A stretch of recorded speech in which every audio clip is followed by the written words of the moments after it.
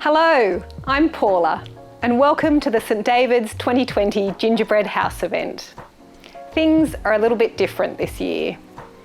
For many years, we've loved at St David's hosting gingerbread house nights near Christmas and filling our hall with the buzz of gingerbread architects and designers finishing off their magnificent creations. And it's always been an opportunity too to just pause and think a little bit about the true meaning of Christmas.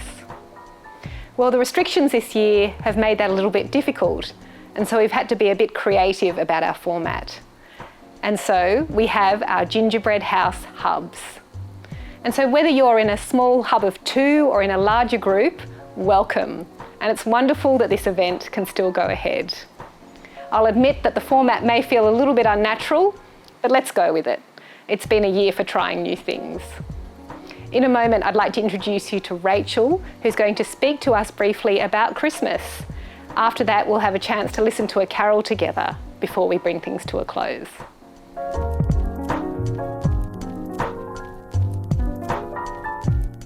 So let me introduce you to Rachel. Hi, Rachel. Hi, Paula. Rachel, how long have you been coming to St David's? Yeah, well, I think I've been coming to St David's since I was in year 7 of high school, so through our youth ministry in Camp David, which is about 13 or 14 years now, so quite a long time. So tell us a bit about yourself. What do you do during the week? Yeah, so during the week, I work as our kids worker here at St David's, which means I run all of our Sunday kids ministries and our family services, and I do other things involved in church life, like youth group and things like women's events and stuff like that. So yeah, lots of things. So you're very involved in church life, as you said, and you are a Christian. Can you tell me what made you decide to become a Christian?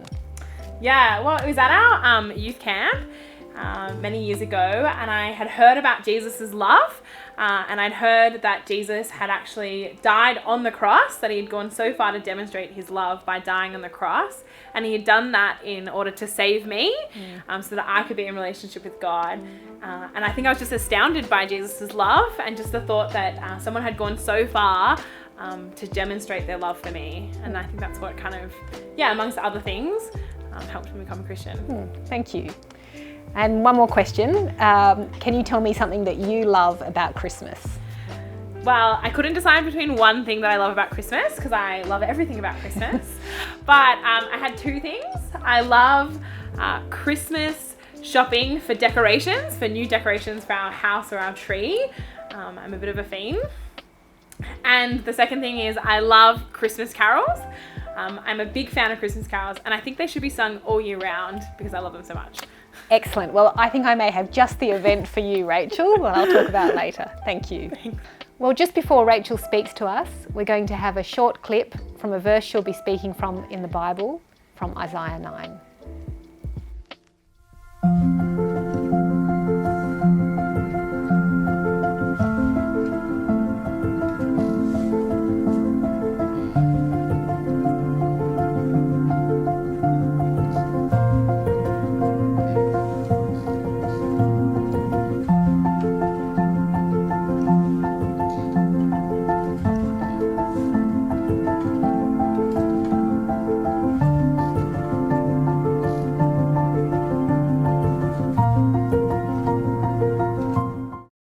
Seven must-haves on your Christmas table.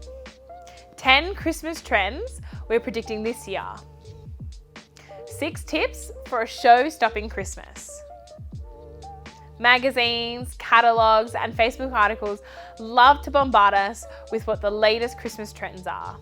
The must-haves for Christmas this year. They love to tell us what trends are in and what trends are out.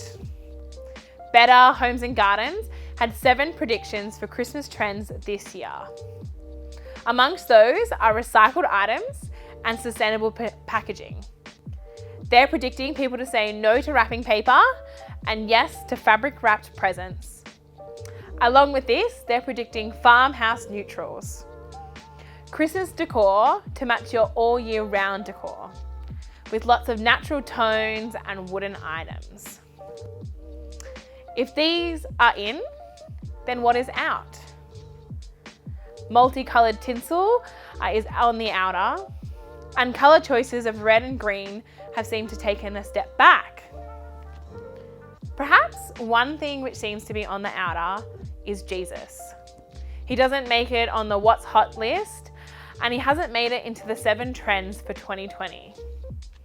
Yet Jesus is a must-have for Christmas. In the next 5 minutes, I hope to help you see why the news of Jesus brings light into the darkness. And as we spend our time together, we're going to see how a part of the Bible, in the Old Testament, Isaiah, brings us 3 types of news which help us to see this. First, the greatest news. Second, the surprising news. And third, news for now.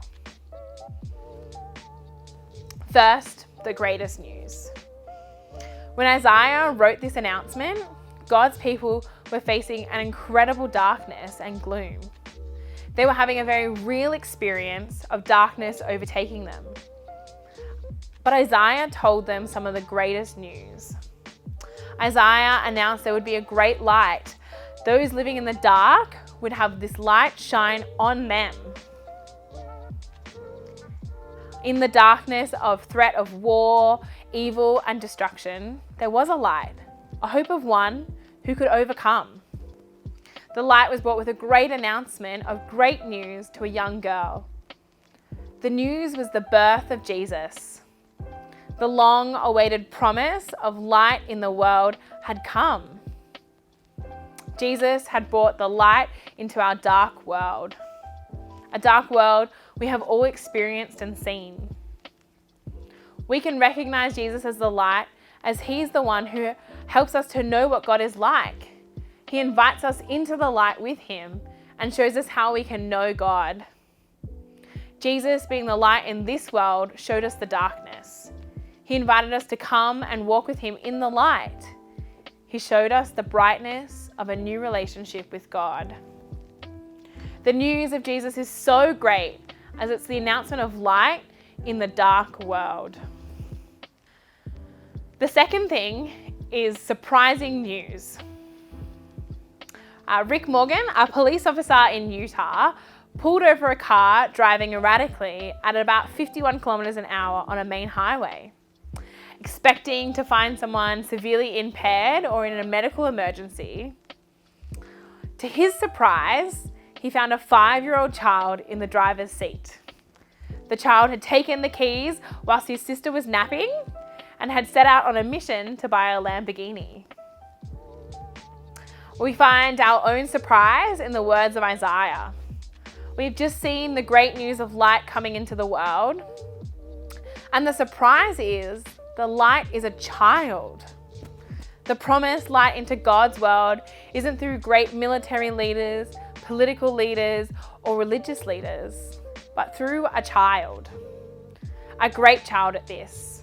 We know because the names given to this child are Wonderful Counselor, Mighty God, Everlasting Father, and Prince of Peace. We may be used to Jesus in the manger, but this child grew up to take on these roles. And we see this in the life of Jesus. He showed us God's light by showing us God, from healing sick, raising people from the dead, demonstrating his power over creation. Whilst Jesus lived, he was God's light here on earth. The surprise continues, as Jesus coming into the world is in order to bring us into the light. But to do so, Jesus had to die in our place. Jesus went to the cross, he died, and rose again. In dying and rising again, he overcame the darkness, making a way for us to be in relationship with God, inviting us to walk in the light with him. Nothing is beyond Jesus. He's able to do all things. Jesus is able to have victory over the darkness as he's the light conquering the dark. The surprising news of a child is the greatest news as he invites us into the light through his death and resurrection. Lastly, news for now. Why does this matter now? Why is Jesus a must-have at our Christmas in 2020? We don't have to look far beyond this year to see the dark world we live in. Unrest, sickness, and evil is in the world all around us. I even think if we look close enough, we realize there is a darkness and unrest in ourselves. The darkness which causes unrest, the darkness and evil in this world and in ourselves, it comes from a broken relationship with God. This is what the Bible would call sin. And this is the darkness we cannot fix on our own.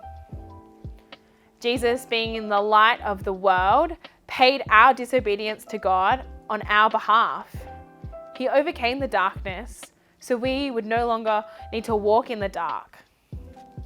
The light he offers is a relationship with God that gives us comfort, assurance, and hope that the darkness will end because he's already defeated it on the cross. The solution to the darkness is for Jesus to restore our relationship with God, bringing us into the light. Jesus is a must-have for now because in a relationship with God, we have assurance, comfort, and hope that the darkness of this world will pass and we will live in the light with God. This news is for us now, for us in 2020, because we walk in the dark, but have the opportunity to walk in the light with God. Thelma Howard worked as a maid for Walt Disney. Every year at Christmas time, Walt Disney would give her an envelope with a piece of paper in it. Not knowing what they were, she just stuffed them under her mattress each year. Well, when Thelma passed away, the family found these envelopes. They discovered the envelopes were filled with shares in the Disney Corporation worth over $30 million. Thelma Howard missed the riches of her gift, not realizing their value. Our relationship with Jesus is far more valuable than $30 million. And in our time together, we want you to consider, are you stashing something valuable under the mattress? Being in relationship with God is the greatest gift we can receive. It won't mean your life is perfect or even easy going forward, but it will give you peace and assurance that you are right with God, that every bad thing you have done has been paid for, and it will give you a hope and assurance that you can't buy or find on earth. Even if you're not convinced that Jesus is a must-have at Christmas, there are plenty of people who think so, including the person who invited you along today. So why not ask them about why they think Jesus is a must-have at Christmas? Or why not think about finding out more about Jesus in, say, a gospel like Luke? Or come along to one of our Christmas services and hear about him. If I can encourage you to not let Jesus be left out of Christmas trends or packed away with the Christmas decorations for another year, come and discover him to see Jesus is a must-have for Christmas and for life. Thank you, Rachel. We have a chance now to reflect on what we've heard and on the words of this next carol, which is a beautiful meditation on Jesus and on Christmas.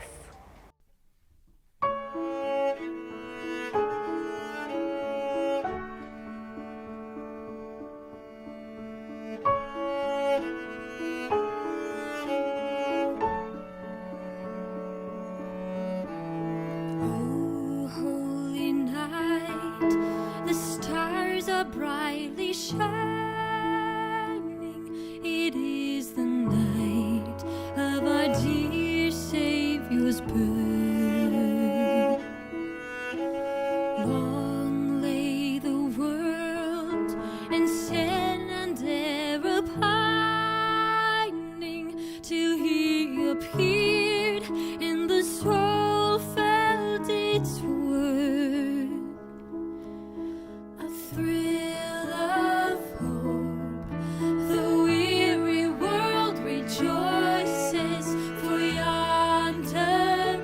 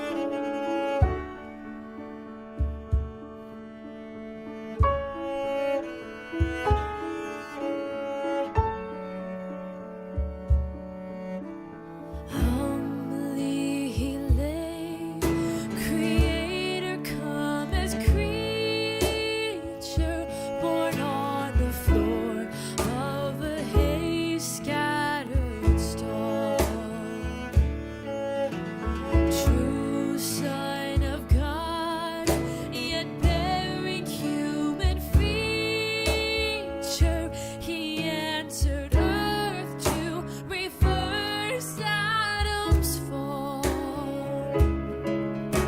In towering grace, he laid aside his glory, and in our place was sacrificed for sin. Fall on your knees. Oh, hear the gospel story. Oh, night divine. Oh, night when Christ was born. Oh, night. Oh, holy night when Christ was born.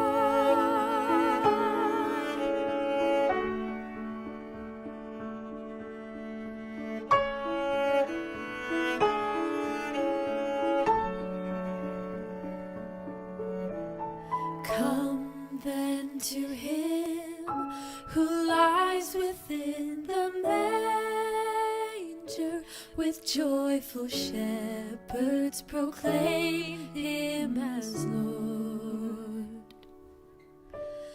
Let not the promised Son remain a stranger. In reverent worship, make Christ your adored. Eternal life is theirs who will receive Him with grace and peace. Their lives He will adore. Fall on your knees. Receive the gift of heaven.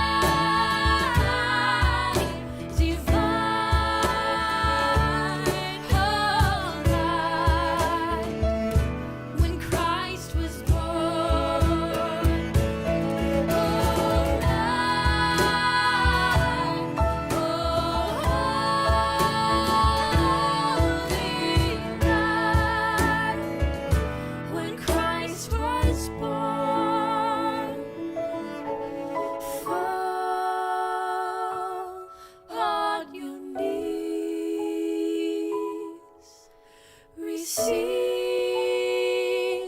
the gift of heaven. Oh, night divine. Oh, night when Christ was born. Oh, night. Oh, holy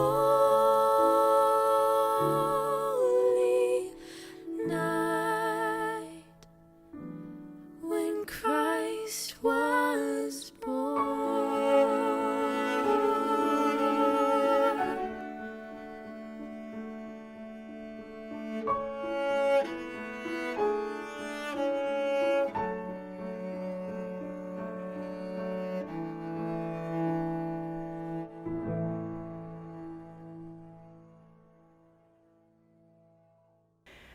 Well, as we come to the end of our time together, can I extend an invitation to you to join us for Christmas at St. David's?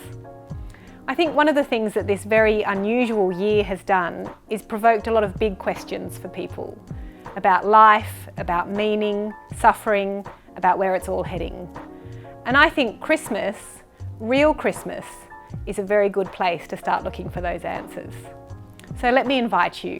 We have a number of services on Christmas Eve and Christmas Day. And if you love carols, 2 days before Christmas, on the 23rd of December at 7:30, St. David's is hosting its first ever drive-in carols. We'll be at Poppy Park in Forestville, and it's an opportunity for you to fill up your car, drive in and sing as many carols as you like. We'd love to see you there. Or maybe you're just about to start constructing your gingerbread house, or you're basking in the satisfaction of your finished creation.